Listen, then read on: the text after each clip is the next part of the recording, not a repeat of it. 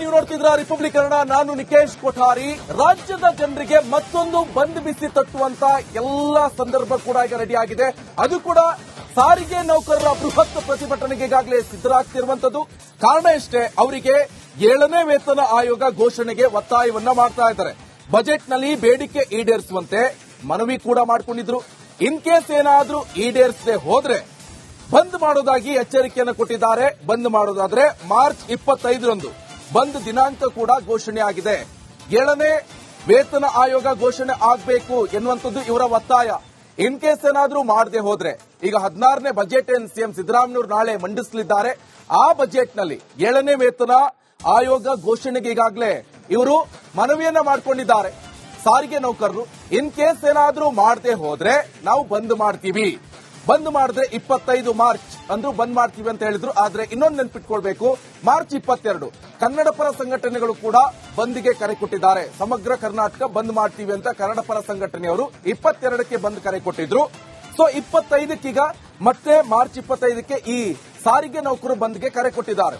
Total Kannada ಪರ ಸಂಘಟನೆಗಳು 3, 7, 11, 14 March 22. ಈಗ ಸಾರಿಗೆ ನೌಕರರು 25ರಂದು ಬಂದ್ ಕೊಟ್ಟಿದ್ರು. ಒಟ್ರಾಶಿಯಾಗಿ ಈ ರಾಜ್ಯದ ಜನರಿಗೆ ಬಂದ್ ಮೇಲೆ ಬಂದಿನ ಬಿಸಿ ತಟ್ತಾ ಇದೆ. ನಿಮಗೆ ಹೆಚ್ಚಿನ ಡೀಟೇಲ್ಸ್ ಅನ್ನು ಕೊಡ್ತಾರೆ ನನ್ನ ಕಲೀಗ್ ನಾಗರಾಜ್ ನೇರ ಸಂಪರ್ಕದಲ್ಲಿ ಜಾಯ್ನ್ ಆಗ್ತಾ ಇದ್ದಾರೆ. ನಾಗರಾಜ್, ಈಗ ಇವರ ಬೇಡಿಕೆ ಏನು? 7ನೇ ಆಯೋಗ ಏನು ವೇತನ ಆಯೋಗ ಮಾಡಬೇಕನ್ನೋದು ಒಂದೇನಾ ಅಥವಾ ಬೇರೆ ಏನಾದ್ರೂ ಬೇಡಿಕೆ ಇದೆಯಾ? ಇನ್ ಕೇಸ್ ಬೇಡಿಕೆ ಈಡೇರದೆ ಹೋದ್ರೆ ಬಂದ್ ಮಾಡ್ತಾರೆ ಅಂತ ಹೇಳ್ತಿದ್ದಾರೆ. ಬಂದ್ ಮಾಡಿದ್ರೆ ಈಗಾಗಲೇ ಆಲ್ರೆಡಿ ಇವ್ರ ಮೇಲೆಲ್ಲ ಕೇಸ್ ಹಾಕಿದ್ರು. ಸೊ ಅದ್ರ ಬಗ್ಗೆ ಏನಾದ್ರೂ ಕ್ಲಿಯರೆನ್ಸ್ ಕೊಟ್ಟಿದ್ರಾ? ನಿಕೇಶ್, ಏನು ರಾಜ್ಯ ಸಾರಿಗೆ ನೌಕರರು 7ನೇ ವೇತನ ಆಯೋಗವನ್ನ ಏನು ನಾಳೆ ಮಂಡನೆ ಆಗ್ತಾ ಇದೆ, ಬಜೆಟ್ ನಲ್ಲಿ ಆ ಒಂದು 7ನೇ ವೇತನ ಆಯೋಗವನ್ನ ಜಾರಿ ಮಾಡದೇ ಇದ್ರೆ 25ನೇ ತಾರೀಕು ನಾವು ರಾಜ್ಯ ಬಂದ್ ಅನ್ನ ನಡೆಸ್ತೀವಿ ಅನ್ನೋ ಒಂದು ಮಾಹಿತಿಯನ್ನ ಈಗ ಹೊರ ಹಾಕಿರ್ತಕ್ಕಂಥದ್ದು. ಹೀಗಾಗಿ ಏನು ಈಗಾಗಲೇ ಸಾಲು 20ನೇ ತಾರೀಕು ನಂತರ 22ನೇ ತಾರೀಕು ಈಗಾಗಲೇ ಕನ್ನಡ ಪರ ಸಂಘಟನೆಗಳು ರಾಜ್ಯ ಬಂದ್ಗೆ ಕರೆಯನ್ನ ಕೊಟ್ಟಿದ್ದಾವೆ. ಇದರ ನಡುವೆ ರಾಜ್ಯ ಸಾರಿಗೆ ನೌಕರರು ಸಹ ಬಂದ್ಗೆ ಕರೆಯನ್ನ ಕೊಟ್ಟಿರ್ತಕ್ಕಂಥದ್ದು. ಆದ್ರೆ ಸರ್ಕಾರ ಇದನ್ನ ಯಾಕಂತಂದ್ರೆ ಈಗಾಗಲೇ ಹಲವು ಸುತ್ತಿನ ಮಾತುಕತೆಗಳನ್ನ ಸಾರಿಗೆ ಸಚಿವ ರಾಮಲಿಂಗಾರೆಡ್ಡಿ ಜೊತೆ ಒಂದು ಸಾರಿಗೆ ನೌಕರರ ಸಂಘದ ಅಧ್ಯಕ್ಷರುಗಳು ನಡೆಸಿದ್ರು. ಇದ್ಯಾವುದೂ ಫಲಪ್ರದ ಆಗಿರಲಿಲ್ಲ. ಹೀಗಾಗಿ 7ನೇ ವೇತನ ಆಯೋಗವನ್ನ ನಾಳೆ ಮಂಡನೆ ಆಗುವಂತಹ ಸಿಎಂ ಸಿದ್ದರಾಮಯ್ಯ ಮಂಡಿಸುವಂತಹ ದಾಖಲೆ ಬಜೆಟ್ ಏನಿದೆ, ಇದರಲ್ಲಿ ಈ ವೇತನ ಆಯೋಗದ ಅಂಶಗಳು ಏನಿದಾವೆ, ಶಿಫಾರಸುಗಳು ಏನಿದಾವೆ, ಅದು ಜಾರಿ ಆಗಲೇಬೇಕು. ಇಲ್ಲದಿದ್ರೆ ನಾವು 25ನೇ ತಾರೀಕು ರಾಜ್ಯ ಬಂಧನ ನಡೆಸ್ತೀವಿ ನೌಕರರ ಸಂಘದಿಂದ ಅಂತ ಹೇಳಿ ಹೇಳ್ತಾ ಇರತಕ್ಕಂಥದ್ದು. ಹೀಗಾಗಿ ಎಲ್ಲೋ ಒಂದ್ ಕಡೆ ಈ ಒಂದು ಅಗ್ಗಜಗ್ಗಾಟದಲ್ಲಿ ಸಾರ್ವಜನಿಕರ ಮೇಲೆ ಸಾಕಷ್ಟು ಪರಿಣಾಮ ಬೀರುವ ಸಾಧ್ಯತೆ ಇರತಕ್ಕಂಥದ್ದು. ಒಂದ್ ಕಡೆ 22ನೇ ತಾರೀಕು ರಾಜ್ಯ ಬಂದ್ ಆದ್ರೆ ಅದಾದ ಬಳಿಕ 25 3 ದಿನಗಳ ಹಂತದಲ್ಲಿ ಮತ್ತೊಂದು ಬಂದ್ಗೆ ಸಿದ್ಧವಾಗಬೇಕಾಗುತ್ತೆ. ಇದರಿಂದಾಗಿ ಸಾಕಷ್ಟು ಸಾರ್ವಜನಿಕರು ತೊಂದರೆಗೆ ಒಳಗಾಗುವ ಸಾಧ್ಯತೆ ಇರತಕ್ಕಂಥದ್ದು. ನಿಕೇಶ್, ನಾಗರಾಜ್, ಇನ್ನೊಂದು ಬಹಳ ಪ್ರಮುಖವಾಗಿ ಹಿಂದೆ ಕೂಡ ಸಾಕಷ್ಟು ಬಾರಿ ಸಾರಿಗೆ ನೌಕರರು ಪ್ರತಿಭಟನೆ ಮಾಡಿದ್ರು. ಅದು ಅಷ್ಟೊಂದು ಯಶಸ್ಸು ಆಗಲಿಲ್ಲ. ಸರ್ಕಾರ ಭರವಸೆ ಕೊಡ್ತು, ಅಲ್ಲಿ ಕೈ ಬಿಡ್ತು. ಸೊ ಈಗ ಈ ಒಂದು ನೆಕ್ಸ್ಟ್ ಈಗ 25ಕ್ಕೆ ಮಾಡ್ತಾ ಇರುವಂತಹ ಪ್ರತಿಭಟನೆ ಯಶಸ್ವಿಗೊಳ್ಳುತ್ತಾ ಅಂತ?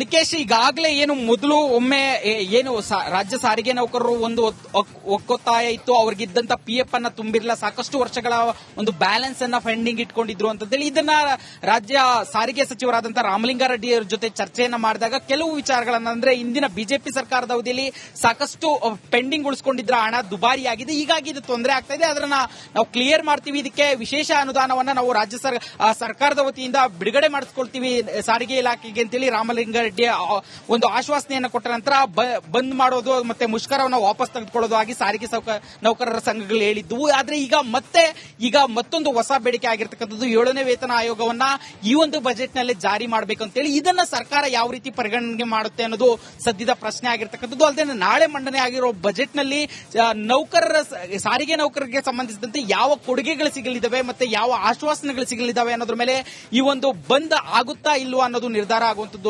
Nikesh, okay, thank you Nagaraj ನಿಮ್ಮೆಲ್ಲ ಮಾಹಿತಿಗೆ. ನೀವು ನೋಡ್ತಿದ್ರ ರಿಪಬ್ಲಿಕ್ ಕನ್ನಡ. ನಾನು ನಿಕೇಶ್ ಕೊಠಾರಿ.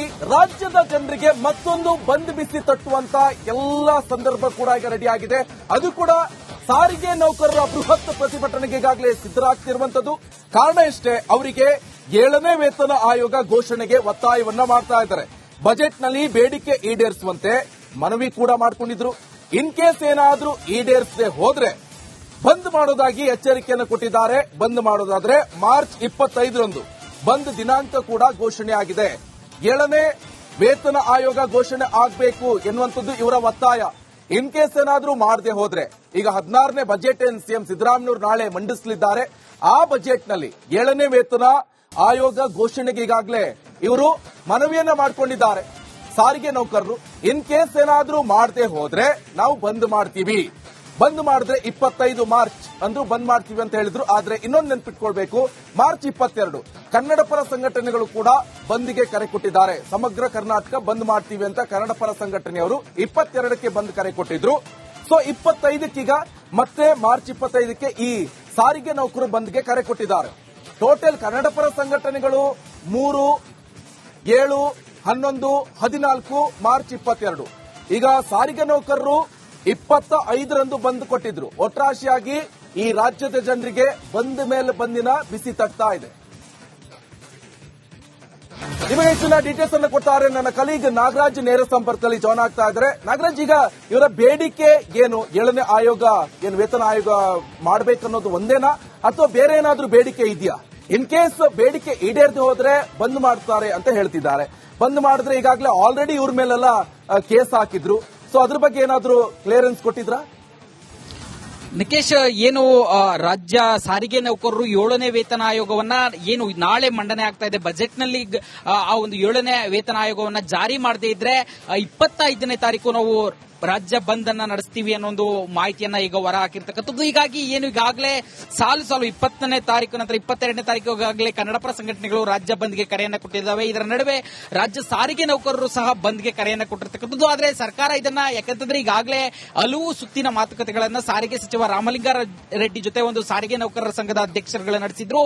ಇದ್ಯಾವುದೂ ಫಲಪ್ರದ ಆಗಿರಲಿಲ್ಲ. ಹೀಗಾಗಿ 7ನೇ ವೇತನ ಆಯೋಗವನ್ನ ನಾಳೆ ಮಂಡನೆ ಆಗುವಂತಹ ಸಿಎಂ ಸಿದ್ದರಾಮಯ್ಯ ಮಂಡಿಸುವಂತಹ ದಾಖಲೆ ಬಜೆಟ್ ಏನಿದೆ, ಇದರಲ್ಲಿ ಈ ವೇತನ ಆಯೋಗದ ಅಂಶಗಳು ಏನಿದಾವೆ, ಶಿಫಾರಸುಗಳು ಏನಿದಾವೆ, ಅದು ಜಾರಿ ಆಗಲೇಬೇಕು. ಇಲ್ಲದಿದ್ರೆ ನಾವು 25ನೇ ತಾರೀಕು ರಾಜ್ಯ ಬಂಧನ ನಡೆಸ್ತೀವಿ ನೌಕರರ ಸಂಘದಿಂದ ಅಂತ ಹೇಳಿ ಹೇಳ್ತಾ ಇರತಕ್ಕಂಥದ್ದು. ಹೀಗಾಗಿ ಎಲ್ಲೋ ಒಂದ್ ಕಡೆ ಈ ಒಂದು ಅಗ್ಗಜಗ್ಗಾಟದಲ್ಲಿ ಸಾರ್ವಜನಿಕರ ಮೇಲೆ ಸಾಕಷ್ಟು ಪರಿಣಾಮ ಬೀರುವ ಸಾಧ್ಯತೆ ಇರತಕ್ಕಂಥದ್ದು. ಒಂದ್ ಕಡೆ 22ನೇ ತಾರೀಕು ರಾಜ್ಯ ಬಂದ್ ಆದ್ರೆ ಅದಾದ ಬಳಿಕ 25 3 ದಿನಗಳ ಹಂತದಲ್ಲಿ ಮತ್ತೊಂದು ಬಂದ್ಗೆ ಸಿದ್ಧವಾಗಬೇಕಾಗುತ್ತೆ. ಇದರಿಂದಾಗಿ ಸಾಕಷ್ಟು ಸಾರ್ವಜನಿಕರು ತೊಂದರೆಗೆ ಒಳಗಾಗುವ ಸಾಧ್ಯತೆ ಇರತಕ್ಕಂಥದ್ದು. ನಿಕೇಶ್, ನಾಗರಾಜ್, ಇನ್ನೊಂದು ಬಹಳ ಪ್ರಮುಖವಾಗಿ ಹಿಂದೆ ಕೂಡ ಸಾಕಷ್ಟು ಬಾರಿ ಸಾರಿಗೆ ನೌಕರರು ಪ್ರತಿಭಟನೆ ಮಾಡಿದ್ರು. ಅದು ಅಷ್ಟೊಂದು ಯಶಸ್ವಿ ಆಗಲಿಲ್ಲ. ಸರ್ಕಾರ ಭರವಸೆ ಕೊಡ್ತು, ಅಲ್ಲಿ ಕೈ ಬಿಡ್ತು. ಸೊ ಈಗ ಈ ಒಂದು ನೆಕ್ಸ್ಟ್ ಈಗ 25ಕ್ಕೆ ಮಾಡ್ತಾ ಇರುವಂತಹ ಪ್ರತಿಭಟನೆ ಯಶಸ್ವಿಗೊಳ್ಳುತ್ತಾ ಅಂತ? ನಿಕೇಶ್, ಈಗಾಗಲೇ ಏನು ಮೊದಲು ಒಮ್ಮೆ ಏನು ರಾಜ್ಯ ಸಾರಿಗೆ ನೌಕರರು ಒಂದು ಒಕ್ಕೊತ್ತಾಯ ಇತ್ತು, ಅವ್ರಿಗಿದ್ದಂತ PF ಅನ್ನ ತುಂಬಿರಲಿಲ್ಲ, ಸಾಕಷ್ಟು ವರ್ಷಗಳ ಒಂದು ಬ್ಯಾಲೆನ್ಸ್ ಅನ್ನ ಫಂಡಿಂಗ್ ಇಟ್ಕೊಂಡಿದ್ರು ಅಂತೇಳಿ ಇದನ್ನ ರಾಜ್ಯ ಸಾರಿಗೆ ಸಚಿವರಾದಂತಹ ರಾಮಲಿಂಗಾರೆಡ್ಡಿ ಅವರ ಜೊತೆ ಚರ್ಚೆಯನ್ನ ಮಾಡಿದಾಗ ಕೆಲವು ವಿಚಾರಗಳನ್ನ, ಅಂದ್ರೆ ಇಂದಿನ ಬಿಜೆಪಿ ಸರ್ಕಾರದ ಅವಧಿಯಲ್ಲಿ ಸಾಕಷ್ಟು ಪೆಂಡಿಂಗ್ ಉಳಿಸಿಕೊಂಡಿದ್ರ ಹಣ ದುಬಾರಿಯಾಗಿದೆ, ಹೀಗಾಗಿ ಇದು ತೊಂದರೆ ಆಗ್ತಾ ಇದೆ, ಅದನ್ನ ನಾವು ಕ್ಲಿಯರ್ ಮಾಡ್ತೀವಿ, ಇದಕ್ಕೆ ವಿಶೇಷ ಅನುದಾನವನ್ನ ನಾವು ರಾಜ್ಯ ಸರ್ಕಾರದ ವತಿಯಿಂದ ಬಿಡುಗಡೆ ಮಾಡಿಸ್ಕೊಳ್ತೀವಿ ಸಾರಿಗೆ ಇಲಾಖೆಗೆ ಅಂತೇಳಿ ರಾಮಲಿಂಗಾರೆಡ್ಡಿ ಒಂದು ಆಶ್ವಾಸನೆಯನ್ನು ಕೊಟ್ಟ ನಂತರ ಬಂದ್ ಮಾಡೋದು ಮತ್ತೆ ಮುಷ್ಕರವನ್ನು ವಾಪಸ್ ತೆಗೆದುಕೊಳ್ಳೋದು ಆಗಿ ಸಾರಿಗೆ ನೌಕರರ ಸಂಘಗಳು ಹೇಳಿದ್ವು. ಆದ್ರೆ ಈಗ ಮತ್ತೊಂದು ಹೊಸ ಬೇಡಿಕೆ ಆಗಿರ್ತಕ್ಕಂಥದ್ದು 7ನೇ ವೇತನ ಆಯೋಗವನ್ನ ಈ ಒಂದು ಬಜೆಟ್ ನಲ್ಲಿ ಜಾರಿ ಮಾಡಬೇಕು ಅಂತೇಳಿ. ಇದನ್ನ ಸರ್ಕಾರ ಯಾವ ರೀತಿ ಪರಿಗಣನೆ ಮಾಡುತ್ತೆ ಅನ್ನೋದು ಸದ್ಯದ ಪ್ರಶ್ನೆ ಆಗಿರ್ತಕ್ಕಂಥದ್ದು. ಅಲ್ಲದೆ ನಾಳೆ ಮಂಡನೆ ಆಗಿರೋ ಬಜೆಟ್ ನಲ್ಲಿ ಸಾರಿಗೆ ನೌಕರರಿಗೆ ಸಂಬಂಧಿಸಿದಂತೆ ಯಾವ ಕೊಡುಗೆಗಳು ಸಿಗಲಿದ್ದಾವೆ ಮತ್ತೆ ಯಾವ ಆಶ್ವಾಸನೆಗಳು ಸಿಗಲಿದ್ದಾವೆ ಅನ್ನೋದ್ರ ಮೇಲೆ ಈ ಒಂದು ಬಂದ್ ಆಗುತ್ತಾ ಇಲ್ವಾ ಅನ್ನೋದು ನಿರ್ಧಾರ ಆಗುವಂತದ್ದು. Nikesh, okay, thank you Nagaraj ನಿಮ್ಮೆಲ್ಲ ಮಾಹಿತಿಗೆ.